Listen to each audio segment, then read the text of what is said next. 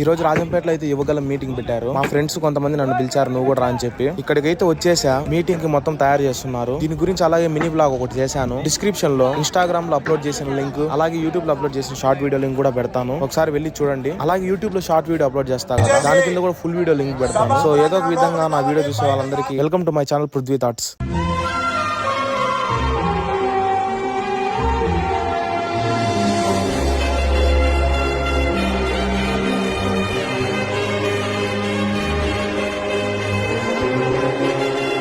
ఇప్పుడు మీ బ్లాగ్ చూడండి, తర్వాత నార్మల్ వీడియో వస్తుంది. దానికి ఎటువంటి వాయిస్ ఓవర్ ఇవ్వను. వీడియో అంతా నార్మల్ గానే ఉంటుంది, చూడండి. అలాగే వీడియో పూర్తిగా చూసే వాళ్ళు వీడియోకి లైక్ చేసి, కామెంట్ చేసి, షేర్ చేసి, అలాగే ఛానల్ సబ్స్క్రైబ్ చేసుకోవడం మాత్రం మర్చిపోవద్దండి. అలా చేసిన ప్రతి ఒక్కరికి నా హృదయపూర్వక ధన్యవాదాలు.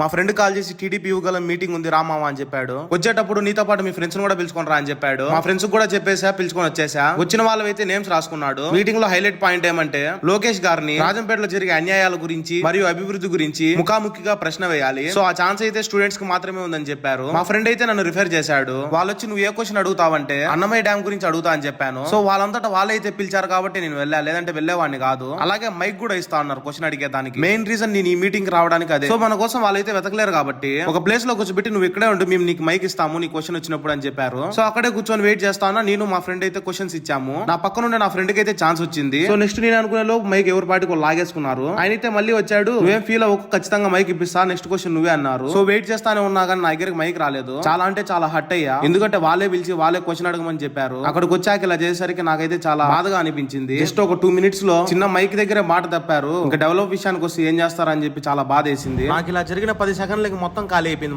ఎలా జరిగిందో తెలియదు కానీ నాకైతే చాలా హ్యాపీగా ఉంది మామ. వాళ్ళు ఎక్కడ మైక్ ఇస్తారని చెప్పి చాలా ఆరాటంగా ఉన్నాను. హ్యాపీగా మొత్తం మూడ్ ఆఫ్ చేసి పెట్టారు. ఈ ఎండలో ఎందుకు వచ్చారా అనిపించింది.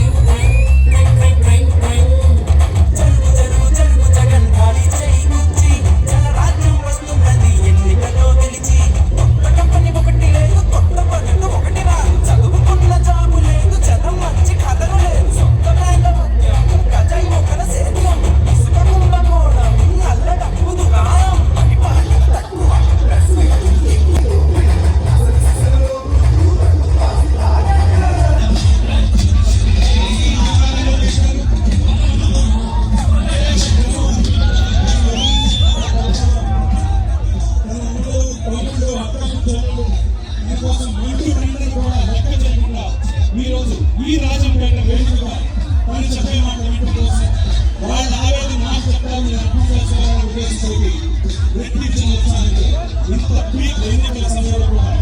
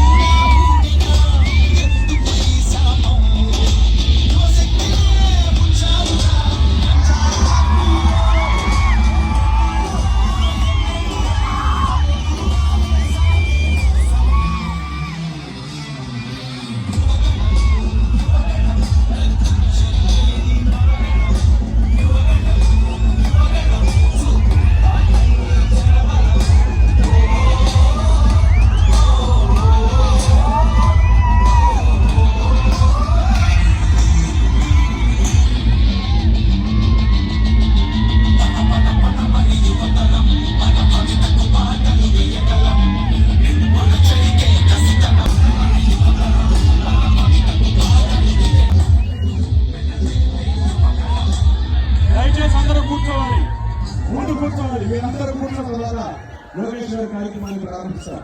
దయచేసి అందరూ కూర్చోండి. చేర్చి భూములు అంటే ఈయన ఆయన భూమి ఇచ్చినట్టు పట్టాల పైన ఆయన చెబుతున్నారు. దళితుల నుంచి వచ్చాను, సామాన్య దళితుల కుటుంబం నుంచి వచ్చానన్నా. ఎస్సీ కార్పొరేషన్ ద్వారా చంద్రబాబు నాయుడు గారు రుణమాఫీ చేశారు, లోన్లు ఇప్పించారు, అలాగే 23 ప్రత్యేక పథకాలు ఇప్పించారన్న. ఈ పథకాలన్నీ జగనన్న అన్ని రద్దు చేశారు. రద్దు చేసి కూడా మాకు చాలా బాగా చేశారన్న. ఏం చేశారంటే మాస్క్ లేదని కిరణ్ ని పోలీసులు కొట్టి చంపేశారన్న. అలాగే మాస్క్ ఉంది అని కూడా సుబ్రహ్మణ్యంని చంపేశారన్న.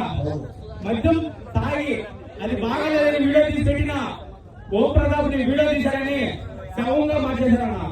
ఇవన్నీ శవాలు మీ ప్రభుత్వం వచ్చాక కూడా శవాన్ని పంపిస్తారా లేకపోతే పథకాలు ఇస్తారన్నా మీ ప్రభుత్వంలో? ఓం ప్రతాప్ ని చంపిన తెలుసా? పాపాల మిథున్ రెడ్డి, సన్న పాపాల పెద్దిరెడ్డి. దళిత బాబు గంజాయి మొత్తంలో అతను దళిత డ్రైవర్ సుబ్రహ్మణ్యం కొట్టి చంపేశాడు. సవాళ్ళు దూరం చేశారు. అంతమంది